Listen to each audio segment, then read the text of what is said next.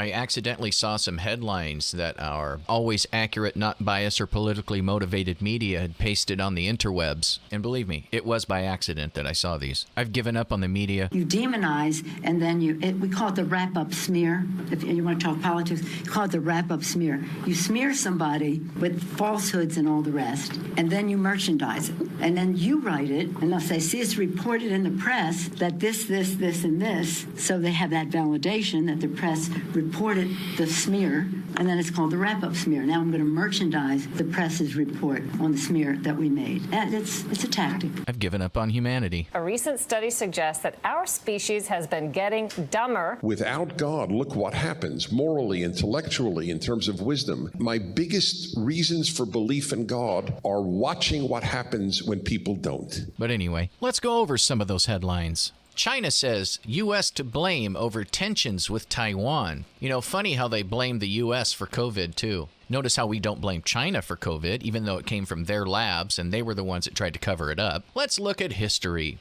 The U.S. and Taiwan were allies until Democrat President Jimmy Carter bowed to China and helped destroy American manufacturing, all to line their pockets while hurting American jobs. Now, I remember when we had Made in Taiwan stamped on a small number of items growing up. But in order to bow to China, they insisted Carter sever ties with Taiwan, which of course he did since his party has always knelt to communist China. They're communist cheerleaders. It's no coincidence that the same party now promotes communist ideologies. Now, on a side note, Carter's actions also betrayed our allies in the Middle East, being Iran, Afghanistan, Angola, just to name a few. Good thing Democrat President Barack Obama gave Iran all those billions in cash to make up for it. Funny how that works, huh? Another headline. Taliban attack on covert base in Afghanistan complicates Biden withdrawal. That dangerous President Trump had minimal foreign conflicts, and the ones he did have were handled quickly. Is that just another coincidence that they wanted him out so bad? Since he was the first president in recent history that didn't have a war. But the first days of communist President Biden talked about problems in foreign lands. That, for some reason, required American interference. For those of you who like to hover on I'mRight.com or have your degree in progressive dance theory and are political professionals teaching young minds the way to utopia, might I suggest reading Smedley Butler's book, War is a Racket. You're welcome. Psaki snaps when asked why Kamala went to bakery and not the border. Is it Psaki?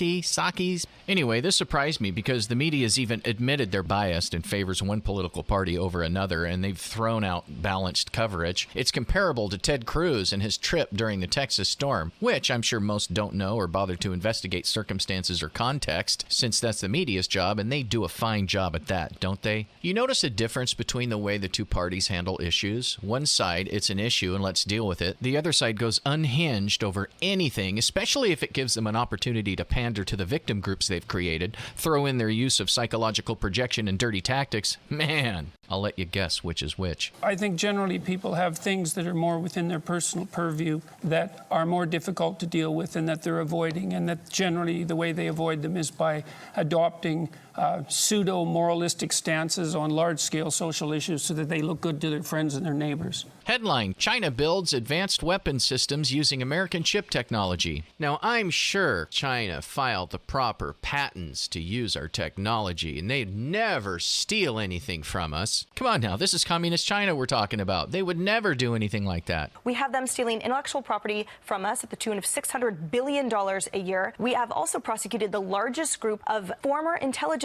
agents, U.S., for conveying trade secrets, national defense trade secrets, to China. In 1994, the Clinton administration cut a deal with China to let them buy special machine parts for manufacturing missiles and aircraft. China quickly broke its terms on the deal, so in return for surrendering a major economic and military advantage, America got nothing. We're here today to announce 3 separate cases highlighting the ongoing threat posed by Chinese economic espionage and research theft in the United States. But what the university didn't know was that he was secretly a part of China's Thousand Talents Plan program. Lieber partnered with Wuhan University of Technology to establish a research lab that focused on his specialty, nanoscience. In another, Ye Yanqing was a researcher at Boston University. While filing her visa, she lied to the U.S. government by not disclosing that she was actually a lieutenant in the People's Liberation Army and falsely identified herself as a student. She was directed by the PLA to conduct research on U.S. intelligence. She was detained by officials at Boston's Logan International Airport airport in April last year, where she lied by allegedly claiming that she maintained little contact with the PLA. But later on, she admitted that she was an active member of the PLA and was able to return to China. The third case involved Zheng Xiaocong for attempting to smuggle biological research materials out of the U.S. From 2018 to 2019, Zheng worked at Boston's Beth Israel Deaconess Medical Center as a cancer cell researcher. According to documents, Zheng stole 21 vials of biological research from the medical center to bring to China. No, we don't blame China. We always blame Russia. Headline: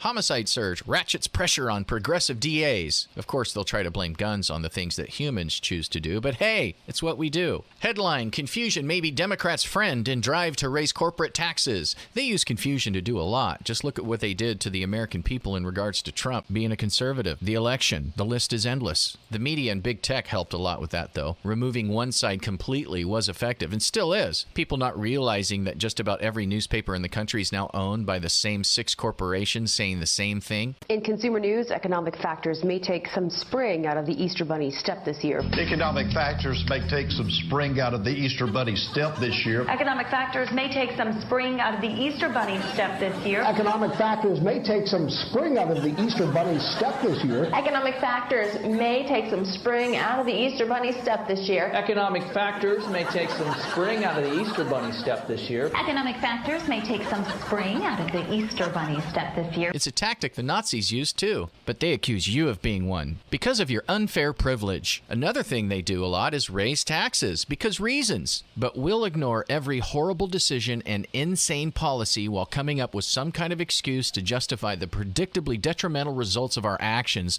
while blaming the other side of the aisle, all to avoid admitting that our backwards thinking doesn't work. And instead of addressing the failures, our knack for the double standard kicks in. But what about this? What about that? But what about don't fix the problem? The problem doesn't realize they're the problem. Even the self-described folks that say that they're not on any side don't realize that they're the problem because they have picked sides. They just don't realize it, or they don't want to admit it because they're afraid. In order to push the agenda that conservatives are suddenly bad, even though the people who say that can't say exactly how with any facts, just feelings, then yell at you when you give them the truth. See how this works? But hey, it's all to keep you safe. Safe from COVID, safe from guns, safe from individual thought, safe from yourself. All you are is an avatar of your group interests. And if I'm not in your group, it's not in my interest to let you speak. Government should do for the people what they can't do for themselves. I can keep myself safe. My country should defend me, not get involved in things that don't concern me. But remember, when they do things, it's to help humanity. When the other side of the aisle does it, it's warmongering. Little by little, conservative voices are being extinguished. Little by little, they're taking away one entire side of our country. And that accounts for the cowardice. And that accounts for the attempt to weaken the spirit of the people that they're teaching by overprotecting them. They're not willing to take on the responsibility.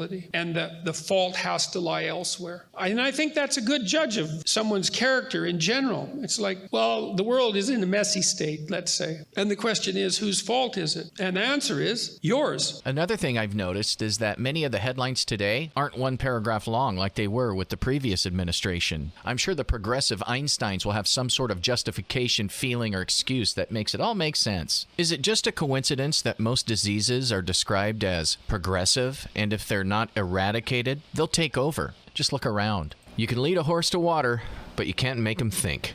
I don't know. Just call it how I see it.